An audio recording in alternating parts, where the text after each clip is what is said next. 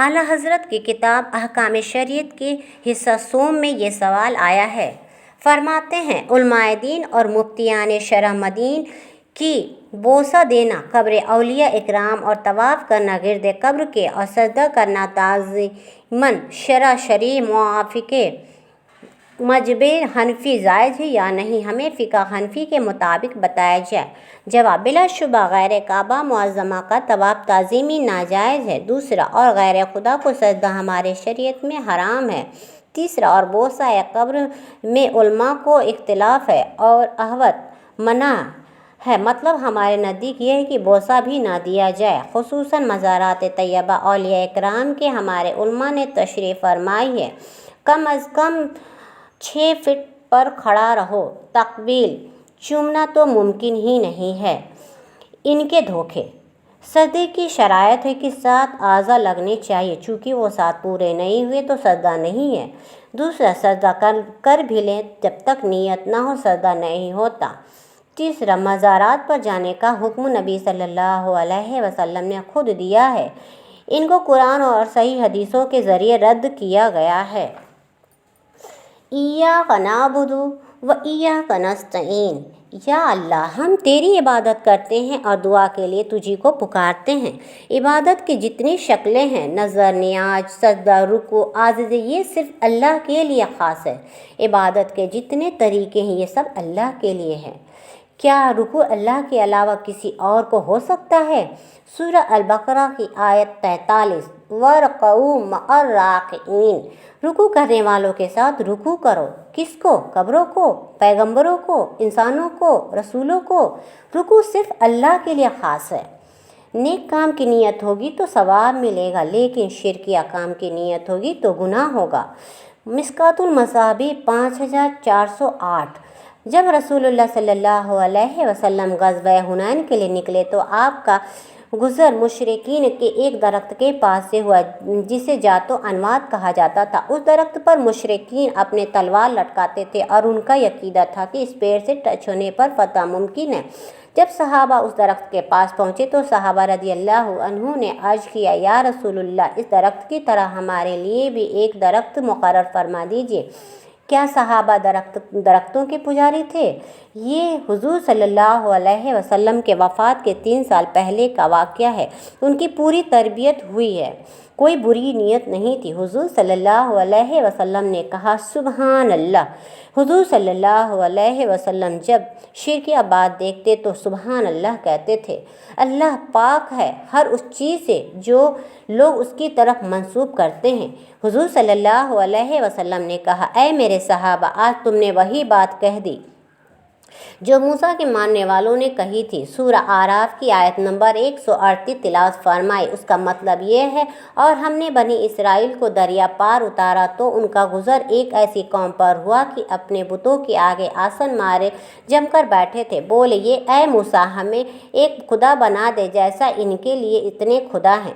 موسیٰ بولے، تم ضرور جاہل لوگ ہو، صحابہ سے بڑا کوئی واحد ہے تو سر جھکانا صرف اللہ کے لیے ہے۔ مسلم شریف 2010۔ جو کوئی اللہ اور رسول کی اطاعت کرے وہ کامیاب ہوگا، اور جو ان دونوں کی نافرمانی کرے وہ گمراہ ہو گیا، بہک گیا۔ اس پر رسول اللہ صلی اللہ علیہ وسلم نے کہا، تو برا خطیب ہے، یوں کہو، جس نے اللہ کی اور اس کے رسول کی نافرمانی کی وہ گمراہ ہوا۔ توحید کے معاملے میں حضور صلی اللہ علیہ وسلم بہت سینسٹیو تھے۔ حضور صلی اللہ علیہ وسلم کو خطیب کا ان دونوں کہنا ناگوار لگا۔ سورہ نساء 46:116 میں آیا ہے، اللہ اس گناہ کو کبھی معاف نہیں کرے گا کہ کوئی قیامت کے دن شرک کے ساتھ آیا۔ اس کے علاوہ جتنے گناہ ہیں جس کو چاہے گا معاف کر دے گا۔ ہاں، دنیا میں توبہ کر لی تو سورہ فرقان میں ہے، آیت نمبر 70 میں، مگر جو توبہ کرے اور ایمان لائے اور اچھا کام کرے تو ایسوں کی برائیوں کو اللہ بھلائیوں میں سے بدل دے گا، اور اللہ بخشنے والا ہے۔ आला हज़रत इमाम बरेलवी साहब ने 1340 हिजरी में एक किताब लिखी कि सजदा ताज़ीमी हराम है, जो फतावा रिजविया के अंदर वो रिसाला मौजूद है। आला हज़रत ने फ़िक़्ह हनफ़ी के बुज़ुर्गों से इख्तिलाफ़ किया है कि आपका मसला गलत है, सजदा ताज़ीमी भी सिर्फ़ अल्लाह के लिए होगा। मुस्लिम शरीफ 2259 हुज़ूर सल्लल्लाहु अलैहि वसल्लम ने फरमाया, मैं तुम्हें कब्रों की ज़ियारत से मना करता था, अब तुम्हें हुक्म देता हूँ कि कब्रों पर जाओ, क्योंकि दुनिया से बेरग़बती पैदा करती है और आखिरत की याद दिलाती है। कब्रों पर जाने का हुक्म है, मज़ारों पर नहीं, कि वहाँ बेपर्द औरतों के साथ जाकर सेल्फियाँ लेते हैं और पिकनिक मनाते हैं। मुस्लिम शरीफ 2257 जब कब्रिस्तान में जाते तो रसूलुल्लाह सल्लल्लाहु अलैहि वसल्लम ये दुआ फरमाते, सलामती हो तुम पर ऐ मोमिनीन और मुस्लिमीन जो इस कब्रिस्तान में दफन है, और हम भी अनकरीब तुम्हारे पास आने वाले हैं। अल्लाह के हुजूर अपने लिए और तुम्हारे लिए आफ़ियत का सवाल करता हूँ। हम कब्रों पर उनके लिए दुआ करने जाते हैं, दुआ करवाने नहीं जाते, और अगर दुआ मांगना है तो मस्जिद में या घर में मांगें। तिरमिज़ी शरीफ की हदीस 593, जो अल्लाह के का ज़िक्र और दुरूद शरीफ पढ़ के मुतवज्जा हो, अल्लाह ताला उसकी दुआ कबूल फरमाता है। दाऊद शरीफ 2140 हज़रत कैस बिन साद रदी अल्लाह अन्हु बयान करते हैं कि मैं हीरा गया तो मैंने देखा कि वह लोग अपने सरदार को सजदा करते हैं, तो मैंने कहा, अल्लाह के रसूल इस बात के ज़्यादा हकदार हैं कि उनको सजदा किया जाए। कहते हैं कि मैंने नबी सल्लल्लाहु अलैहि वसल्लम की खिदमत में हाजिर हुआ और बताया कि मैं हीरा गया तो देखा कि वह लोग अपने सरदार को सजदा करते हैं, तो आप ऐ अल्लाह के रसूल इस बात के ज़्यादा हकदार हैं कि हम आपके सामने सजदा रेज हों। आपने फरमाया, भला बता कि अगर तू मेरी कब्र पर गुजरा तो क्या उसे सजदा करता?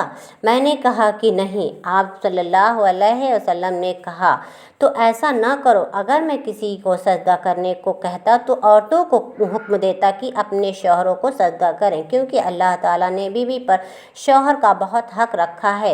यानी इस हदीस से साबित हुआ कि मज़ारों पर सजदा नहीं करना चाहिए। और तिरमिज़ी शरीफ 593 की हदीस के मुताबिक दुआ सिर्फ़ अल्लाह से मांगे, मरे हुए इंसानों से नहीं। अगर दुआ अल्लाह के अलावा किसी से मांगने का हुक्म होता तो हमारे हुजूर सल्लल्लाहु अलैहि वसल्लम से अहम किसी की शख्सियत नहीं, और उनके बाद सहाबा हैं जिनको हमारे हुजूर सल्लल्लाहु अलैहि वसल्लम ने खुद जन्नत की बशारत दी है।